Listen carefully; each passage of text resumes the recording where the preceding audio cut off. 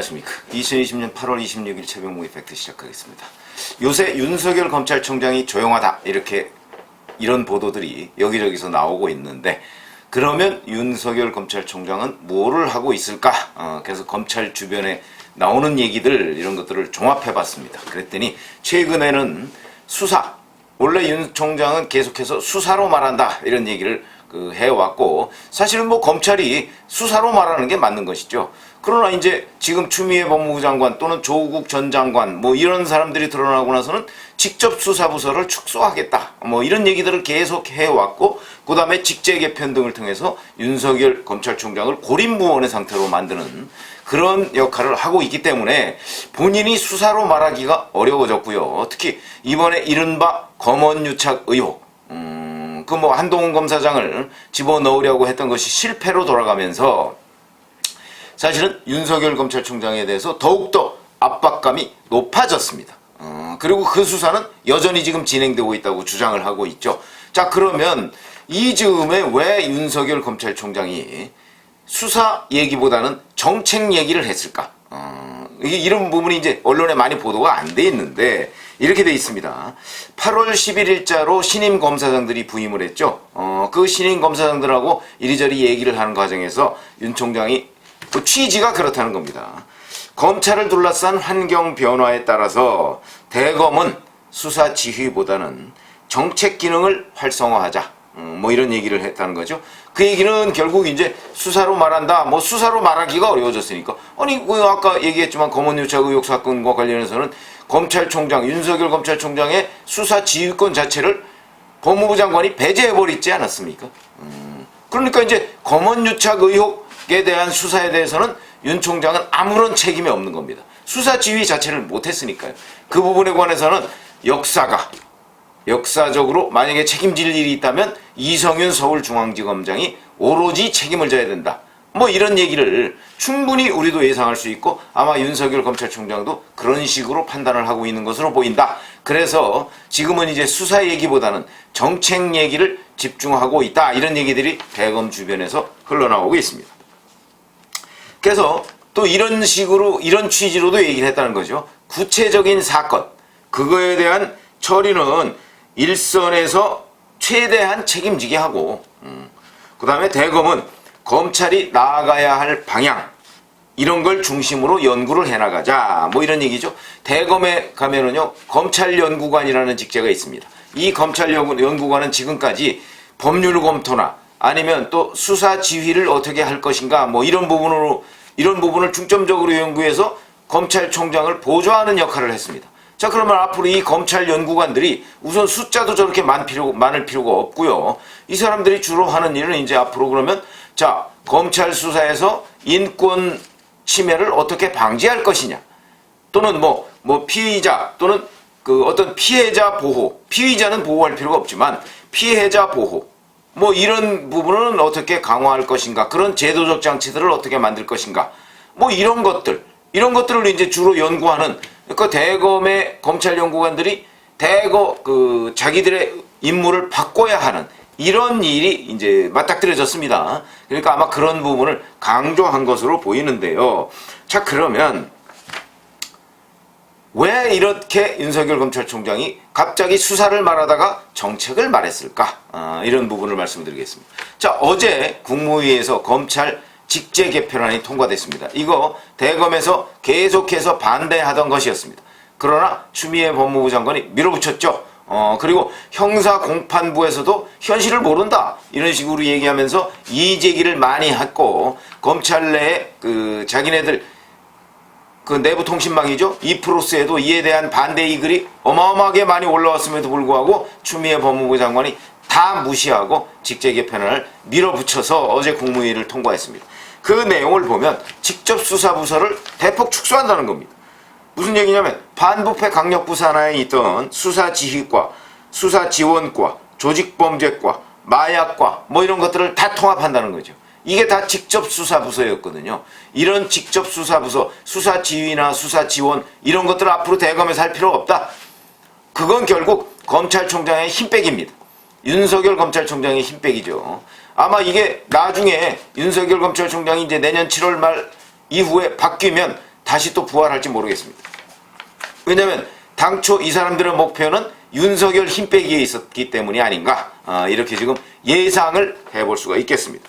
그리고 7개 청에 있는 8개의 공공수사부, 이거를요 3개청 4개의 공공수사부로 다 축소합니다. 공공수사부가 옛날 공안부기 때문에, 물론 요새는 뭐 학생운동권 뭐 이런 데 수사할 일은 별로 없습니다만은, 공안부라고 하면 선거 수사가 요새 그 한창이어야 하고 이에 대해서 굉장히 바빠져야 하는데도 불구하고 이 공공수사부를 또 축소한다. 이것도 직접 수사부를 축소하는 거하고 마찬가지입니다. 거기다가 대검에 있는 검찰총장의 보좌 기능을 하는 사람들입니다. 수사정보정책관, 반부패 강력부의 선임연구관, 그 다음에 공공수사정책관, 과학수사기획관, 뭐 이런 자리들은 요게 이제 차장검사급들이 되게 맡고 있었는데 요 자리들을 다 없앤다는 겁니다. 이 얘기는 무슨 얘기냐면 총장에 대한 어떤 직접적인 보좌 기능 이런 것들을 다 없애버린다 이런 얘기죠. 그러면 총장이 이제 개인기를 발휘해서 무언가 본인 스스로 기획해서 뭐 일선지검에 내려보내고 하는 거, 그거 외에는 어떤 그 조직의 힘을 빌어서 또는 조직의 어떤 집단지성 뭐 이런 것에 힘을 빌어서 뭔가 아이디어를 내고 수사를 지휘하는 기능, 이런 것들은 다 빼앗긴, 그러니까 눈과 귀를 빼앗긴 이런 상황이 되겠습니다. 이 상황을 추미애 법무부 장관이 지금 만든 것이죠. 자, 그럼 이 상황이 되는 상황에서 윤석열 검찰총장이 할 수 있는 일이 무엇일까요? 거의 없습니다.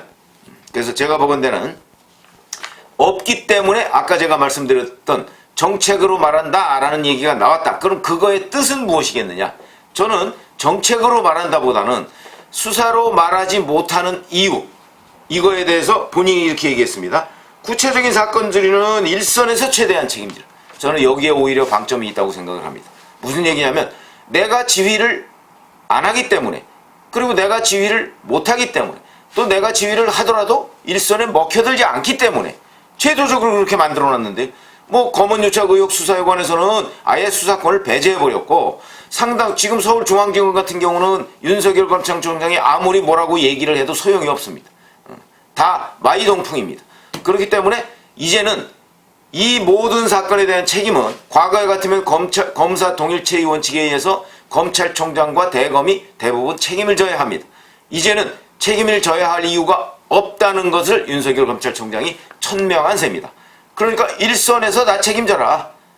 왜냐면 나는 뭐 수사지휘조차 못하고 있는데 해봤자 먹혀들지도 않고 뭐 이런 얘기로, 그러니까 무슨 얘기냐면 일선 지검장들에 대한 경종이다, 경고의 의미다. 저는 그렇게 받아들이고 있습니다. 자, 그렇다면 앞으로 서울중앙지검에서 그 수사하고 있는 거의 모든 구체적인 사건, 이에 대한 책임은 이성윤 서울중앙지검장이 져야 된다.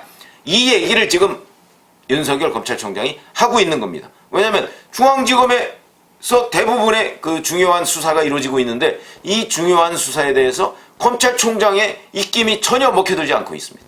그러니까 자기가 권한을 행사하지 못하는 일에 대해서 자기가 책임져야 할 일은 없는 거죠. 저는 그 내용을 검찰총장이 이렇게 표현을 했다고 보는 것입니다. 그러면 자, 뭐 예를 들어서 뭐 직권남용이다. 저는 검언유착 수사, 서울중앙지검 형사 1부에서 진행해 오고 있는 검언유착 수사, 이것은 뭐 업무방해 혐의도 되고요, 직권남용 혐의도 된다고 생각을 합니다. 그 부분에 관해서 왜 수사를 안 하느냐 하는 그 의견들이 많지만, 직권남용 수사, 뭐 그게 대략 한 공소시효가 7년쯤 됩니다. 7년쯤 되면요, 윤석열 검찰총장이 내년에 그만두더라도 후임 검찰총장이 이성윤 총장이 되면 뭐 또 이제 그 수년이 되겠지만, 어찌됐든 간에 어딘가에서는 누군가에서는 서울중앙지검의 직권남용 부분을 수사할지도 모르겠다. 이렇게 우리가 예상을 할 수 있죠. 그렇기 때문에 지금 중앙지검뿐만 아니고 모든 일선지검은 구체적인 사건에 대해서, 자, 나는 지금 수사지휘권 자체를 다 박탈당하고 나의 눈과 귀가 다 차단당했기 때문에 내가 할 수 있는 거는 정책적인 뒷받침이다 하는 일종의 뭐라고 할까요? 포기선언, 수사지휘권 포기선언, 뭐 이런 거 비슷하게 들리고요. 대신 그거에 대한 책임은, 과거에는 내가 지휘했으니까 내가 졌는데 지금부터는 내가 지휘를 사실상 못하니까 여러분들이 직접 지휘하고 책임도 직접 져라. 저는 이런 의미로 받아들여지고 있고요. 이 부분에 관해서 그 몇 사람들하고 제가 얘기를 해봤더니 저하고 의견이 크게 다르지 않았습니다. 그렇다면 자, 앞으로 대검의 수사 지휘라는 건 이제 우리가 기대할 수도 없고 기대하기도 어렵습니다. 왜냐하면 일선지검에서 소위 추미애 사단이 딱 버티고 있어서 검찰총장의 지휘를 받아들이지 않고 있기 때문에 할 수도 없는 상황이죠. 그렇게 되면 앞으로 이제 모든 사건 수사에 대한 수사 진행 과정과 그 결과에 대한 책임도 검찰총장은 이제 면하게 되는 것이고요. 그 부분에 관해서 일선 지검장이 책임을 져야 한다는 것을 윤석열 검찰총장이 최근 강조하고 있다. 그래서 윤석열 검찰총장은 검찰 내외의 주변 환경이 변화됐다는 것이 바로 이런 나는 고립무원의 상태에 빠졌다는 것을 결국 고백하는 셈이 되는 것이고, 대신 내가 할 수 있는 일은 여러분들이 직접 책임을 져라 하는 얘기는 내가 분명히 할 수 있다.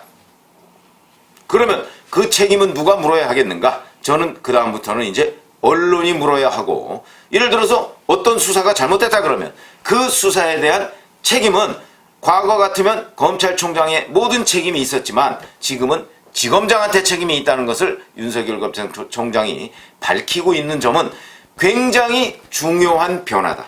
그에 대한 책임을 물을 수 있는 사람은 언론과 국민이다. 이렇게 생각을 합니다. 그래서 앞으로 윤석열 검찰총장 한 10개월 정도 임기가 남아있는데요. 이 동안에는 뭐 정책으로 집중한다고 하지만 제가 본 건데 정책 집중이라는 거는 그냥 그 어떤 선언적인 의미고요. 그거보다는 일선 수사는 지검장이 책임져라 하는 그런 경종의 의미가 훨씬 더 크다. 이렇게 생각을 합니다. 이 부분은 함께 지켜보시면 알게 될 가능성이 매우 높다.